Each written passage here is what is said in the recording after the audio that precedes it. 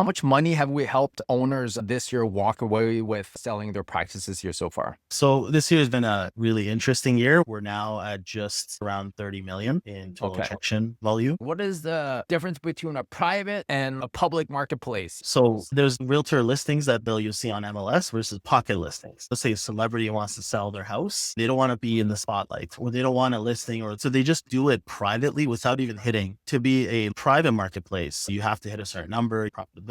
All of the buyers in that funnel are expecting a certain level of financial strength, operation, systems in place. We need to make sure that we maintain that same quality as well. The deal size is going to be much larger, 2 million per clinic type of scenario. You got 7 plus, 10 plus millions. And so there's a lot more back and forth that's going to happen. On the public marketplace side, we'll obviously have a conversation about where a price point might land. We want to make sure there's obviously agreement there. Once we have agreement on where it might land, then obviously we'll go into a questionnaire. Going to get a lot of details from the business and things like marketing, operations, financials. We'll take all that information, put it into a presentation deck. We call it confidential information memorandum, or CIM. And then we have the listing. We market it as much as we can, like crazy. And we wait for the NDA's request to come in. So once those NDA requests come in, we start sending out the package to the buyers, and then we get into the conversations. Once you're interested, you can submit an offer through a letter of intent. You'll include your purchase price, and we'll try to get multiple buyers. So we have a little bit of a competitive bidding process, and we'll choose the best letter of intent. What was on the diligent list? Typically, they want to vet to see if that revenue is there legitimately. So they'll ask for revenue reports, bank statements, payroll reports, and then you go into the tax diligence. So they'll make sure that you don't owe the CRA money, legal diligence, and then they'll go through all the obviously contracts for all the clinicians, make sure those are good and they're legit, and making sure you don't have any taxes, everything looks good. And then you end up closing the deal, and then transition happens from there. How long is this process taking, Soroush? It totally depends on how well prepared and how clean your books are. As an advisor, the big role is the storytelling. You have to be able to craft a really good story so they understand the business. Otherwise, they may not be interested.